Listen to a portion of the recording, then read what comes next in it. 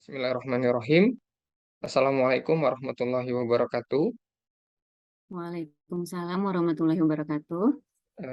Selamat siang Ibu Esti. Perkenalkan, nama saya Ahmad Sadam Hussein. Saya peserta Latsar CPNS Kemendikbud Ristek Dikti tahun 2022 ini. Saya akan menanyakan kepada Ibu Esti beberapa pertanyaan terkait tentang wawasan kebangsaan dan nilai-nilai berakhlak eh, dalam tugas lasar saya. Apakah Bu Hesti berkenan untuk menjadi salah satu narasumber saya? Ya, Pak, kenal. Baik, terima kasih Bu Hesti. Mungkin kita langsung saja. Eh, Ibu Hesti, pertanyaan yang pertama, apa yang Anda pikirkan ketika Ibu mendengar kata bangsa Indonesia? Baik, terima kasih Pak pertanyaannya. Ketika saya mendengar kata bangsa Indonesia itu, yang ada di pikiran saya berarti orang-orang yang tinggal di negara Indonesia. Nah, bangsa Indonesia ini seperti yang kita tahu memiliki berbagai keberagaman, baik dalam hal budaya, adat istiadat, bahasa, lagu daerah maupun makanan daerahnya pun beragam. Nah, namun dengan keberagaman itu eh, kita bangsa Indonesia itu memiliki semboyan yang satu, yaitu Bhinneka Tunggal Ika, di mana kita walaupun berbeda-beda, namun kita tetap satu dan tidak akan terpecah belah. Begitu, Pak. Oke, oke, terima kasih jawabannya. Kemudian pertanyaan kedua. Tanggal berapa Hari Kesaktian Pancasila? Hari Kesaktian Pancasila ya, Pak. Itu tanggal 1 Oktober. 1 Oktober. Kalau eh, hari lahirnya Pancasila tanggal berapa? Hari lahir Pancasila itu 1 Juni ya. 1 Juni. Oke, berarti berbeda ya antara hari lahir sama kesaktian Pancasila. Oke, pertanyaan selanjutnya. Apa yang Ibu Hesti tahu terkait produk lokal yang ada di Indonesia? Produk-produk lokal di Indonesia ini, terutama yang sering kita pakai itu biasanya kain batik ya Pak. Kain batik, kemudian kerajinan-kerajinan seperti dari rotan. Kemudian kalau berupa makanan itu biasanya tiap-tiap daerah punya khasnya tersendiri seperti dodol atau rendang dan sebagainya Pak. Oh gitu ya, berarti kita sebagai bangsa Indonesia ini memiliki produk-produk lokal kita sendiri yang harus kita banggakan ya, seperti itu ya Bu Esti ya. Oke, Iya Pak. pertanyaan selanjutnya. Kira-kira menurut Bu Hesti ini nilai berakhlak apa saja yang harus dimiliki oleh seorang ASN? Nah, Ibu Hesti kan dosen nih. Nah, itu nilai-nilai apa saja nilai-nilai berakhlaknya? Nilai-nilai berakhlak apa saja yang harus dimiliki ASN itu semuanya harus dimiliki ASN ya Pak ya. Berakhlak itu kan sebenarnya singkatan dari berorientasi pelayanan, akuntabel, kompeten, harmonis, loyal, kolaboratif, dan adaptif.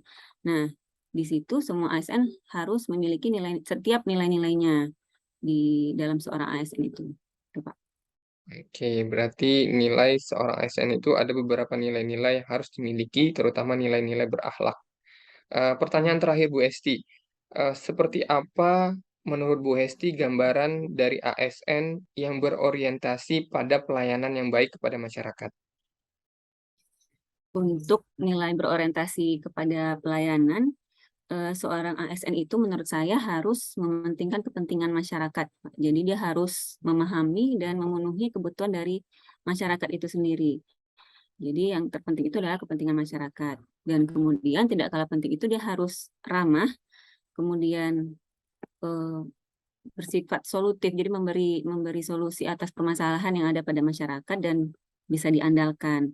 Nah, juga selain itu ASN juga harus membuat perbaikan-perbaikan, Pak, demi untuk kepentingan masyarakat, gitu, Pak. Oke, berarti semua pelayanan dari tugas-tugas ASN sebagai pelayan masyarakat, sebagai pelaksana kebijakan maupun pemererat dan pemersatu bangsa itulah yang harus ada dalam diri ASN.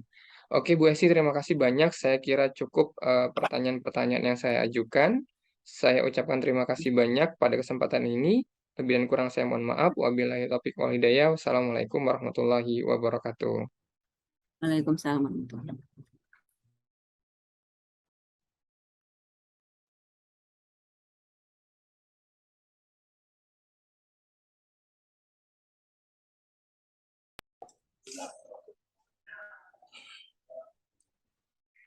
Assalamualaikum warahmatullahi wabarakatuh, Pak. Waalaikumsalam warahmatullahi wabarakatuh. Baik, Pak, saya peserta Latsar Angkatan 8 Kelompok 2 ingin melakukan Ya. wawancara kepada Bapak tentang wawasan kebangsaan dan berakhlak. Nanti akan ada beberapa pertanyaan yang akan saya tanyakan ke Bapak. Mohon kesediaan Bapak untuk menjawab pertanyaan saya. Baik, Oke, langsung saja. baik, silakan. Saya ingin Ya. bertanya, Pak, bagaimana atau apa yang ada di pikiran Bapak jika mendengar kata bangsa Indonesia, Pak? Oke, bangsa Indonesia ya. Iya, Pak. Menurut saya sih bangsa Indonesia adalah suatu kelompok manusia ya yang pasti sesuai dengan Pancasila gitu ya. Misalnya dia bertuhan, berbudaya, terus dia memiliki bahasa yang beragam dan sangat luas sekali. Yang jelas mereka bangsa Indonesia itu adalah sesuatu yang sangat luas dengan berbagai macam karakteristiknya. Menurut saya seperti itu. Baik. Saya akan lanjutkan ke pertanyaan berikutnya ya, Pak. Iya. Nih, siapa nama presiden ketiga kita, Pak? Indonesia. Waduh. Ya, ya, ya. Ini, Pak. Nama presiden ketiga Pak Habibie, betul ya? Pak Habibie, Pak. Benar, Pak? Yakin? Iya, betul. Oke, benar-benar. Baik, Pak. Terima Oke. kasih. Selanjutnya, pertanyaannya, Ya. Bapak bisa tolong sebutkan nama pahlawan nasional yang ada di Bengkulu, Pak? Oke. Tentu kalau yang dari Bengkulu kita kenal Bu Fatmawati ya. Bu Fatmawati. Fatmawati itu ya dia adalah orang yang menjadi salah satu pahlawan dari Bengkulu dan juga sekaligus merupakan pasangan dari Pak Soekarno. Sangat besar sekali jasanya Bu Fatmawati menurut saya. Baik, Pak. Seperti itu. Oke, ada 2 lagi pertanyaan, Pak. Yang Oke, silakan. sebutkan Ikrar Sumpah Pemuda. Bapak tahu Ikrar Sumpah Pemuda, Pak? Oh, tahu dong. Sebagai seorang pemuda saya tahu. Oke, yang pertama adalah bertanah air satu, tanah air Indonesia. Yang kedua, berbangsa satu, bangsa Indonesia, dan berbahasa satu, bahasa Indonesia. Betul, Bu? Betul, Pak. Betul, betul, Pak. Oke. Baik, Ya. yang terakhir nih, Pak. Oke. Sebagai ASN, nilai ASN yang berkompeten itu seperti apa sih, Pak? Oh, nilai ASN ya, aparatur Iya, sipil negara yang berkompeten ya. Itu ada 3, Mbak.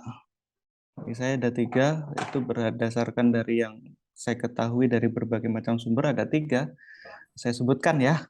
Ya. Yang pertama itu seorang ASN harus bisa meningkatkan kompetensi diri. Jadi tujuannya ya itu ya untuk menjawab tantangan yang selalu berubah. Yang kedua, ASN juga harus siap membantu orang lain untuk belajar. Dan yang ketiga, itu ya ASN harus bisa melaksanakan tugas dengan kualitas yang terbaik. Kira-kira seperti itu jawabannya, Mbak. Baik, Pak. Terima kasih, Pak, sudah mau diwawancarai untuk tugas latsar kami. Saya Ya, akhiri. sama-sama. Saya akhiri ya, Pak. Terima kasih banyak. Assalamualaikum warahmatullahi wabarakatuh. Waalaikumsalam warahmatullahi wabarakatuh.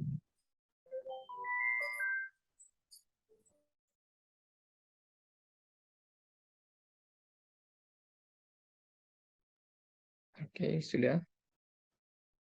Oke, Bismillahirrahmanirrahim. Assalamualaikum warahmatullahi wabarakatuh. Waalaikumsalam warahmatullahi wabarakatuh. Selamat siang, Pak Alvin. Selamat siang, Pak. Ya, mohon maaf sebelumnya Bapak, saya adalah Ahmad Sadam Hussein, saya peserta Latsar CPNS Kemendikbud Ristek tahun 2022 ini. Ada beberapa pertanyaan yang akan saya ajukan kepada Pak Alvin terkait tugas yang diamanahkan kepada saya. Apakah Pak Alvin berkenan untuk saya wawancarai?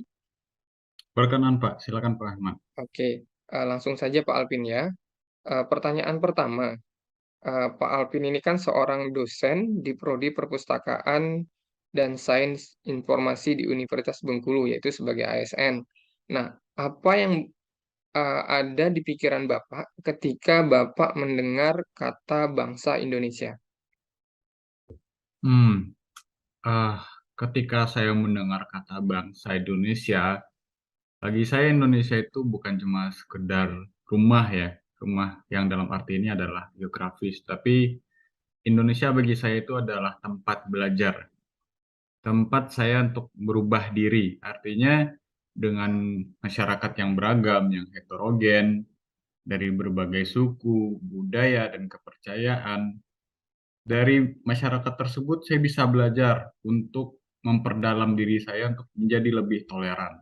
Artinya dengan banyaknya masyarakat yang berbeda itu bukan membuat bangsa Indonesia menjadi terpecah, tapi bangsa Indonesia menjadi bangsa yang dapat bersatu walaupun mempunyai banyak perbedaan. Nah, dari sanalah saya belajar bahwasanya kita sebagai bangsa Indonesia dan juga saya sebagai pribadi harus menjadi orang yang toleran terhadap perbedaan-perbedaan yang ada. Seperti itu perspektif saya ketika saya pertama kali mendengar bangsa Indonesia, Pak Ahmad. Oke, berarti lebih ke Bhinneka Tunggal Ika ya, Pak. Karena kita Ya, ini kan betul sekali, beragam Pak. di Indonesia. Nah, ini Ya, berkaitan dengan betul, Pak. pertanyaan kedua, Pak Alvin. Pak Alvin, eh, berapa jumlah provinsi di Indonesia yang Pak Alvin ketahui saat ini? Kalau yang saya ketahui ada 37 provinsi, Pak Ahmad. Dan setiap provinsi Iya, mempunyai kultur dan budaya yang berbeda ya. Itu relate dengan jawaban saya yang pertama tadi, Pak. iya benar. Ya, saat ini kita Indonesia memiliki 37 provinsi, di mana sebelumnya 34, 3 daerah di Papua baru saja melakukan pemekaran wilayah. Oke, Ya. pertanyaan ketiga Pak Alvin. Coba Pak Alvin sebutkan nama pahlawan nasional yang berasal dari Bengkulu. Nama pahlawan nasional yang berasal dari Bengkulu itu adalah Ibu Fatmawati, Pak. Ibu Fatmawati ya. Saya kira Ya, cukup betul. familiar karena beliau adalah selain istri dari eh, Presiden pertama kita Bung Karno, beliau juga sebagai pahlawan penjahit bendera pusaka Indonesia. Ya, betul sekali, Pertanyaan Pak. selanjutnya, Pak Alpin ini ASN, PNS. Nah, kira-kira menurut Pak Alpin, nilai ASN yang kompeten itu seperti apa?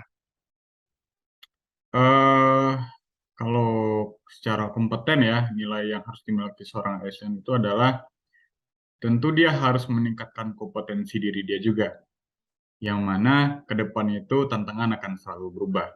Nah, agar bisa menjawab tantangan tersebut, ASN harus senantiasa mengubah atau mengupgrade kompetensi dia sendiri, agar dia bisa beradaptasi dengan perubahan-perubahan ke depan.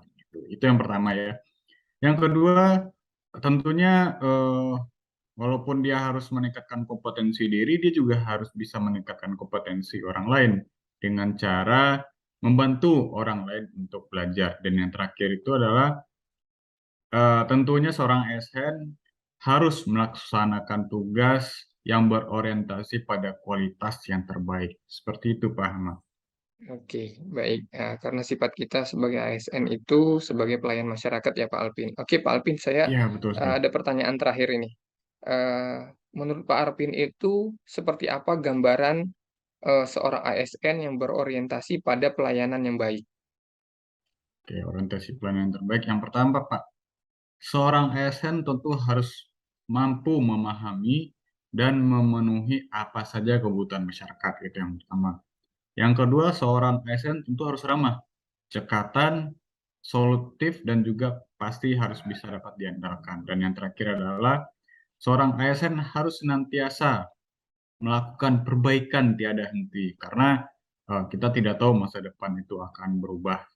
Masa depan akan selalu berubah dan tidak adanya kepastian kan, yang artinya sangat mungkin terjadi adanya kesalahan-kesalahan. Nah, si ASN lah inilah ASN yang harus senantiasa melakukan perbaikan-perbaikan dari kesalahan-kesalahan tersebut, Pak Ahmad. Begitu kalau Oke, menurut saya, terima Pak. kasih ya. Ya, sebagai ASN kita mempunyai fungsi sebagai pelayan masyarakat dan pelaksana kebijakan tadi ya Pak ya. Sehingga Betul sekali, Pak itu Ahmad. sinkron dengan yang Pak Alpin sebutkan sebagai gambaran orientasi pelayanan tadi.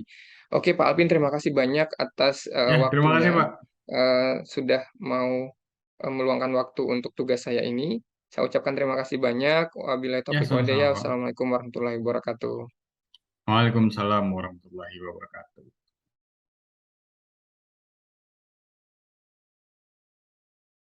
Assalamualaikum warahmatullahi wabarakatuh. Perkenalkan, nama saya Ahmad Sadam Hussein dan teman saya, Laura Hermala Yunita.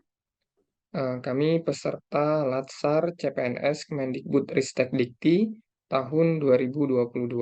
Nah, di sini kami akan menyampaikan hasil dari analisis kesimpulan atas pertanyaan-pertanyaan yang sudah ditanyakan kepada beberapa narasumber sebelumnya.